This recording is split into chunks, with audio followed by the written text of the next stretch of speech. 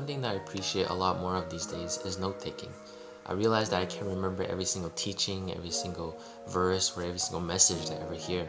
So I'm always so happy when I find out that the past Daniel took some notes and wrote it down so that I can go back and reread it and to encourage myself or teach myself. I'm actually even happier when I realize that these notes can bring encouragement to somebody else or to answer somebody else's question. So I really started to appreciate taking notes, and I've actually been taking more and more notes. And I'm so glad that actually Dane touched on this last Friday on the Instagram Live when he encouraged you guys to take notes. And actually had me thinking as to why we're making these videos. So I think our goal is to pour into you guys, to pour into the youth, so you guys can grow, so you guys can teach yourself. So maybe one day you guys can study the word yourself as well. But I think our ultimate goal is to pour into you guys so that you guys can pour into others, so they can equip others, encourage others, answer others' questions.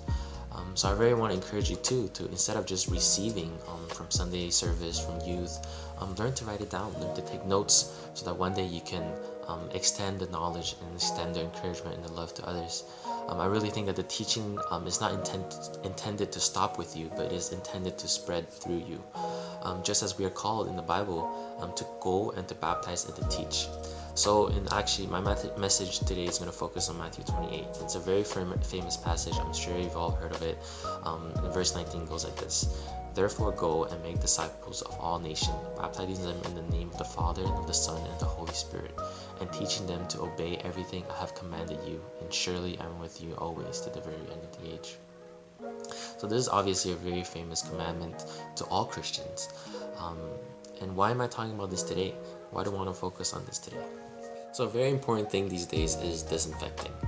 You should definitely be disinfecting your hands. If you get packages, you should try to disinfect those.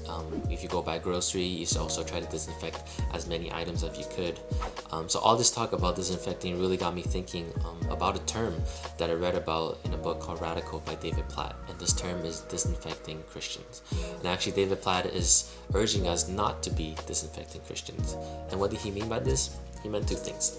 Number one, we should not be disinfecting Christians from the world, meaning that we should not just be isolated and Christians only among themselves, but we should be in the world and trying to reach the lost. So how he puts it is that disinfecting Christian from the world involves isolating followers of Christ in a spiritual safe deposit box called the church building, and teaching them to be good. And this is exactly the opposite of what Jesus commanded us back in Matthew 28, which is to go and to baptize and to teach the gospel. And so David Platt also says that the goal of the church should not just to be gather as many people as possible for a few hours each week, but the goal should be to send as many people as possible to reach the lost. And number two, we should not be Christians who are just trying to disinfect ourselves of all the bad things, but we should also be Christians that are seeking to do good works.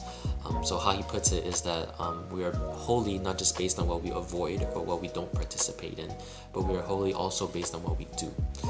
So instead of these two things, David Platt actually recommends us to be discipling Christians, which are Christians who are propelling others and ourselves to go into the world for the sake of others. Kind of like Matthew 28. And actually these 2 points can also be seen in Matthew 5 verse 13 to 16, where it talks about being the salt and the light of this world. So in this time of quarantine, I just wanted to remind us of these two passages and of how they still apply, of how we're still to make disciples and how we're still to be the salt and light of the world despite the quarantine and despite this virus.